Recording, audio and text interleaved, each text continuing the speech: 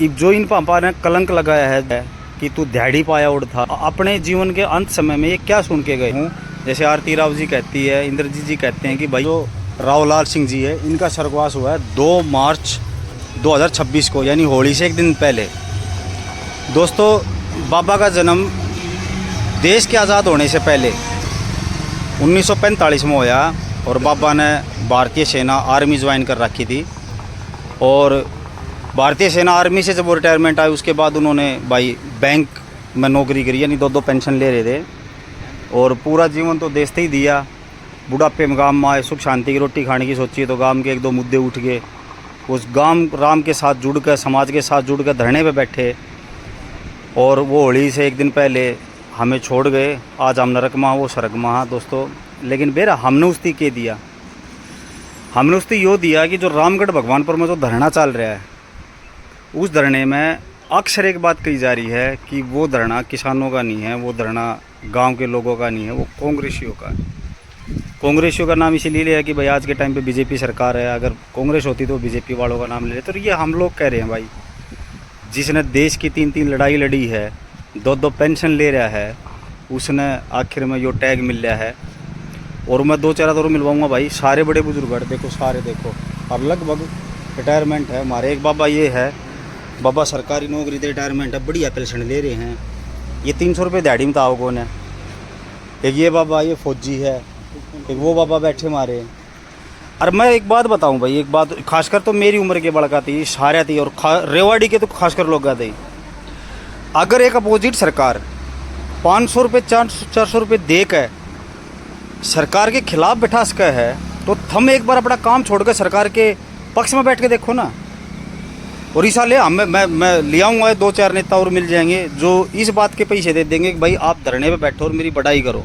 कोई है, मिल जाएगा बैठनी है। इतना यार हमारा हरियाणा वो था कि जब बाबू आ जाए, गांव के बूढ़े आ जाए तो आप भाज लिया करते कि थप्पड़ मार देगा, डांट देगा। हमारे हरियाणा में कदे वृद्धाश्रम होया ना, कदे इसी नौबत नहीं आई। और उड़े ये हालात है कि यार 9 महीने हो गए इन्हें बैठे ने। मैं ना तो बीजेपी सरकार ने गलत बता रहा, ना कांग्रेस ने बता रहा भाई, ना तो हमने इतना ज्ञान कि पढ़े लिखे हम इतने हो जो लोकसभा विधानसभा ही बैठा। पर बात यह है कि भाई एक बात बताओ, ये सही है गलत है, कम से कम इनसे आगे बात तो करो यार, इन तब बात तो करो। गलत है तो इन्हें बताओ। और भाई अपने नौजवान भाई तो आओ, क्षेत्र तो आओ। ये पंचायत करके बैठे हैं तो हमारे तो और भी पंचायत, और भी गांव में, बहुत सारे गांव में मिलकर पंचायत करके आओ, इन तब बात करो। भाई तुम सही बैठे हो तो हम तुम्हारे साथ है, तुम गलत बैठे हो तो भाई न छोड़ो, आप बढ़िया तरीके से इनसे बात करो। मदद करनी दूर की बात दोस्त, हम ब्लेम ही कर दे। हाँ, और हमने न्यू भी नहीं बेरा, हम किस ने ब्लेम कर रहे हैं। हाँ, एक भी नौजवान बालक नहीं इसमें, देख लो, एक भी नौजवान बालक। और ये उरे हमारी मातृशक्ति बैठी है।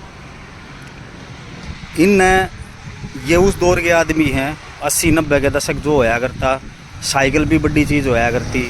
इन पूरी ज़िंदगी अपनी चप्पल, फटी हुई चप्पला में, जूता में अपना पूरा जीवन लगाड़ दिया। आज काल पड़ गया, आज बोरिंग का पानी नहीं है, किधर जाया करते तो ढंग का ट्रांसपोर्ट नहीं था, फसल नहीं बिक्या करती। उस समय में ये हमने पढ़ा लिखा है, और हम जब पढ़े लिखे तो हम कह रहे हाँ कि तुम गलत हो, तुम हो कौन, तुम कांग्रेसी हो, तुम बीजेपी वाले हो। यानी हमने अपने ही माँ बाप, अपने ही बड़े बुजुर्ग इस गंद में धकेल दिए बगैर सोचे समझे।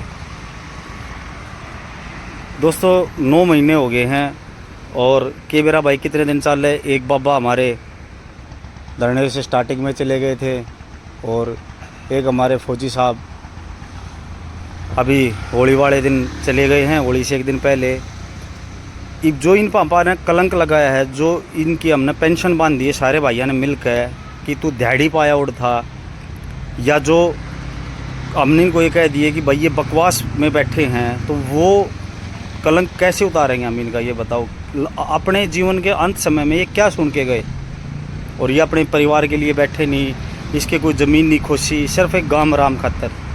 और हमारे गांव राम में कितने वो होंगे। और मैं इंद्रजीत जी से और जो हमारी स्वास्थ्य मंत्री है उनसे भी मैं एक बात कहूँगा, आरती राव जी से, कि मैडम प्लीज़ हम छोटे भाइयों की रिक्वेस्ट है, प्लीज़ इनसे बात करो, आप आओ, इनसे बात करके इनका सॉल्यूशन करो। नहीं हो रहा है तो इनको समझाओ कि आप गलत कर रहे हो, आप गलत एक इमेज ख़राब कर रहे हो अपने क्षेत्र की, और ये अगर सही कर रहे हैं तो सर इनका सॉल्यूशन करो। क्योंकि ये इतने लोग अगर ये आज के टाइम पे 50 लोग हैं तो ये 500 के बराबर है। क्योंकि भाई मार्च का महीना चल रहा है, हर खेत में लावनी चल रही है, सरसों की कटाई है, गेहूँ कटाई पा आगे। और ये आदमी वे थे जिन्हें पहले सरसों की कटाई में बैठे थे, तीसरी फसल आ ली है, फिर भी ये बैठे हैं। तो इस चीज़ का सोल्यूशन तो देखो भाई साहब हमने करना पड़ेगा, सब ने मिलकर करना पड़ेगा। हमारे विधायक जी है, एमपी जी है, शिक्षा मंत्री है, प्रशासन है, अपना भाईचारा है, सारे मिलकर बात करो। और जो एमएलए साहब है और जो हमारे एमपी साहब है और जो शिक्षा मंत्री जी है, आप भी इनसे बात करो, 2-4 अफसरान भेजो, इनको समझाओ कि भाई ये चीज़ें आप कर रहे हो तो ये सही कर रहे हो, तो इसको इस तरीके से करो तो इसका ये सॉल्यूशन होएगा। अगर आप गलत कर रहे हो तो इसको बंद करो, लेकिन आके बातचीत करो। बाबूजी बातचीत करने की बहुत ज़रूरत हो गई है। हमारे जिनसे हम पैदा हुए हैं, चाहे आज के टाइम पे हम भाई दिहाड़ी मजदूरी कर रहे हैं, चाहे हम नेता बन गए हैं, चाहे बिजनेसमैन बन गए हैं, पर इनसे हम पैदा हो रहे हैं। ये हमारे बड़े बुजुर्ग हैं, ये इनके द्वारा तजुर्बा है। इन न्यू ब्रांड मट्टी मत करवाओ भाई इनकी, कि हम अपने दिनचर्या में स्टैंड ने देख सीधे लेकर जाए वहाँ मनमाई वाह बात कह दे, हाँ है मेरे यार कांग्रेसी है, ये तो उसके खिलाफ बैठे हैं, ये तो उसके बहकाई ओढ़ है। भाई कोई किसी के बहकाई में नहीं है, कोई जेन्युइन रीज़न होगा, और जेन्युइन रीज़न इनका है 100% है। लेकिन मैं यह भी बात मानू हूँ, जैसे आरती राव जी कहती है, इंद्रजीत जी कहते हैं कि भाई ये चीज़ें ऐसे नहीं होता हर गांव में, अगर लोग ये करने लग गए तो हर गांव में कैसे देंगे। बात उनकी भी सही है भाई, कि गवर्नमेंट के अपने प्रोटोकॉल होते हैं, एमपी के ऊपर पूरा क्षेत्र देखना होता है, तो आप अपने हिसाब से करो, कोई दिक्कत नहीं है, और जो सही लगे वो करो। लेकिन इनसे आके बात करो, ये अपने लोग हैं, और अपने लोग ही दूर हो गए तो सर कुछ नहीं रहेगा।